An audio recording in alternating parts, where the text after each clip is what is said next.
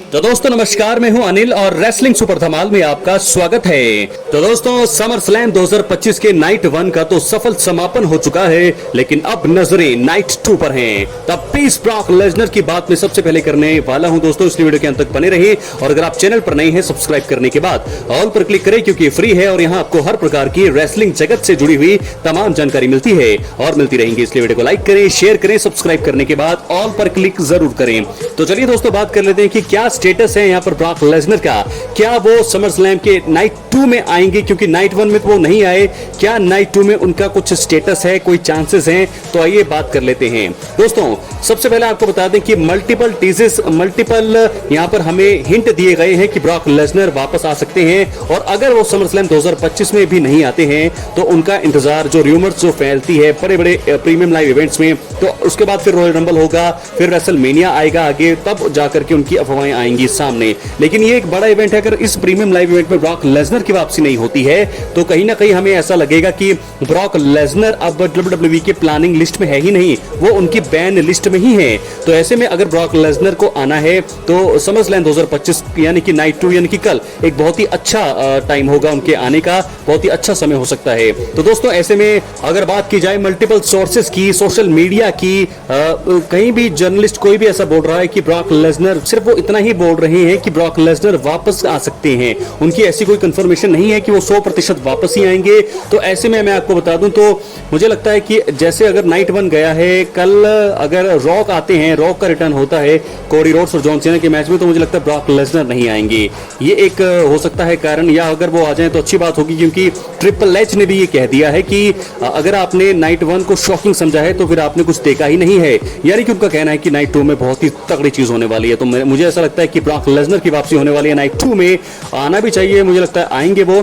और मेरे चांसेस अगर मुझसे पूछे तो 50-50 लग रहा है, लेकिन 60% मुझे चांस ऐसे लग रहे हैं कि ब्रॉक लेसनर कल आ सकते हैं WWE में समर स्लैम 2025 के इवेंट में। क्या लगता है आपको? अपनी राय कमेंट बॉक्स में जरूर दें। और अगर आप चैनल पर नए हैं दोस्तों, सब्सक्राइब करने के बाद ऑल पर क्लिक करें, ताकि जो भी वीडियो यहां पर अपलोड हो आपके पास सीधी नोटिफिकेशन जाए, आप उसे मिस ना करें। तो ब्रॉक लेसनर क्या दोस्तों कल नाइट 2 में वापसी करने वाले हैं WWE में? अपनी राय कमेंट बॉक्स में जरूर दें, सबकी नजरें इस पर होंगी। लेकिन अगर वो नहीं भी आते हैं तो भी दोस्तों आप ज्यादा हैरान मत होइएगा, क्योंकि ये मुझे लगता है कि एक प्लान हो सकता है। तो आप आगे बढ़ते हैं, बात करते हैं हम अगली खबर की ओर। तो दोस्तों रोमन रेंस के बारे में खबर सामने आ रही है और ये बताया जा रहा है कि उनके अगले जो है 3 चैलेंजर सामने आ रहे हैं, जिनके साथ रोमन रेंस का अगला मुकाबला हो सकता है। तो आपको बता दें कि समर स्लैम 2025 में रोमन रेंस एक्शन में नजर आए। उन्होंने जे उसो के साथ मिलकर एक टैग टीम मुकाबले में ब्रॉन ब्रेकर और ब्रॉनसन रीड का सामना किया। यह मुकाबला रेसलिंग के हिसाब से अच्छा रहा और आखिर में रोमन की टीम की जीत हुई। ऐसा लग रहा है कि रोमन रेंस अभी ब्रेक पर जाने वाले हैं। वापसी पर उनका विरोधी कौन होगा, चैलेंजर कौन होगा, ये फैंस जानना चाहेंगे। तो आइए उन 3 सुपरस्टार्स के बारे में बात करते हैं जो ओटीसी रोमन रेंस के अगले चैलेंजर हो सकते हैं। तो सबसे पहले कौन होगा? मुझे दोस्तों ऐसा लगता है कि ये राइवलरी थोड़ी सी आगे बढ़ेगी और जो ब्रॉनसन रीड और ब्रॉन ब्रेकर में से मुझे लगता है ब्रॉन ब्रेकर के साथ बहुत सारे लोग चाहते हैं कि उनका मुकाबला हो। तो पहले चैलेंजर के तौर पर ब्रॉन ब्रेकर हो सकते हैं उनके पहले चैलेंजर। तो दोस्तों ब्रॉन ब्रेकर और रोमन रेंस के बीच मुकाबला फैंस देखना चाहते हैं। कई लोगों के लिए ये ड्रीम मुकाबला भी हो सकता है। टैग टीम मुकाबले के आखिर में रोमन रेंस ने ब्रॉन ब्रेकर के खतरनाक स्पीयर का सामना भी किया। रोमन इसका बदला तो लेना चाहेंगे और इसी वजह से वापसी करने के बाद मुझे लगता है कि ब्रॉन ब्रेकर के खिलाफ दुश्मनी वो शुरू कर सकते हैं। दोनों के बीच सर्वाइवर सीरीज या सऊदी अरब के शो में मुकाबला हमें देखने को मिल सकता है। तो स्पीयर वर्सेस स्पीयर्स ये हमें देखने को मिलने वाला है। क्या मिलेगा इस पर दोस्तों फिलहाल नजरें हैं, लेकिन मुझे लगता है कि ये एक मुकाबला अच्छा हो सकता है रेसलिंग के हिसाब से भी। तो ये तो थी बात ब्रॉन ब्रेकर की। लेकिन अगर हम बात करें अगले चैलेंजर की, तो अगला चैलेंजर कौन होंगे? जी हाँ दोस्तों, the architect, the visionary Seth Rollins अभी नए वर्ल्ड चैंपियन बने हैं। तो मुझे लगता है कि सेथ रॉलिंस के साथ बदला लेना अभी भी रोमन रेंस का बाकी है। तो ऐसे में सेथ रॉलिंस और रोमन रेंस के बीच दोस्तों इतिहास भी बहुत बड़ा है। उनके बीच फैंस मैच देखना चाहते हैं। सेथ रॉलिंस अब वर्ल्ड हैवीवेट चैंपियन बन चुके हैं और रोमन को शायद ये चीज पसंद नहीं आई होगी। सेथ रॉलिंस द्वारा रेसलमेनिया के बाद हुए पॉल हेमन से रोमन खुश नहीं होंगे।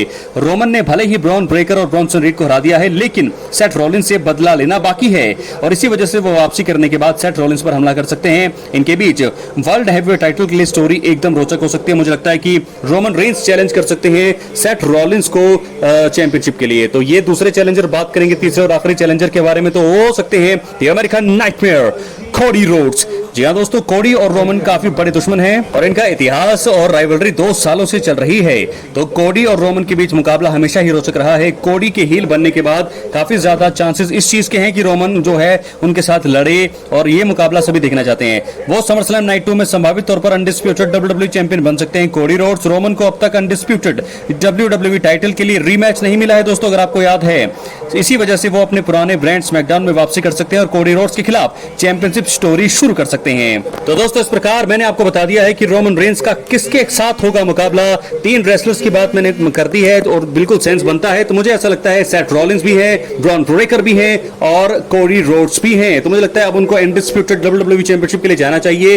वर्ल्ड हेवीवेट चैंपियनशिप के लिए अगर वो जाना चाहते हैं तो वो भी ठीक है। तो मुझे लगता है कि उनको यहां पर जाना होगा, लेकिन अभी वो ब्रेक पर जाएंगे और ब्रेक पर आने के बाद मुझे लगता है कि सेथ रॉलिंस या कोडी रोड्स के साथ वो मुकाबला अपना लड़ सकते हैं। तो ये तो थी दोस्तों बात रोमन रेंस की। और अब हम बात कर लेते हैं कल क्या होने वाला है मेन इवेंट। मेन इवेंट में सब कुछ होने वाला है मुझे लगता है। Cody Rhodes versus John Cena. जी हां, अनडिस्प्यूटेड टाइटल दांव पर है। नाइट 2 का कल मेन इवेंट होगा। जॉन सीना ने तो बता दिया है कि वो बेबी फेस के तौर पर वापस आने वाले हैं। कोडी रोड्स का क्या हील टर्न होगा, सबकी नजरें इसी पर हैं। और अगर कोडी रोड्स का कल हील टर्न होता है तो चैंपियनशिप वो जीतने के सबसे ज्यादा प्रबल दावेदार हो जाएंगे। लेकिन ऐसे में आगे दोस्तों बहुत ही सारी सिचुएशन सामने आ रही है। तो दोस्तों यहां पर मुझे लगता है कि दखलंदाजी तो जरूर हो सकती है इस बड़े मुकाबले में, क्योंकि अगर द रॉक के वापसी वहां पर बताया जा रहा है कि अगर रॉक आते हैं इस मैच में तो पूरी तरह से माहौल बनेगा। कोडी रोड्स को अपने साथ करेंगे, कोडी रोड्स उनको करेंगे एक्नॉलेज और अपनी आत्मा उन्हें बेचेंगे और बन जाएंगे हील। इसके बाद क्या होगा आप सबको पता ही है।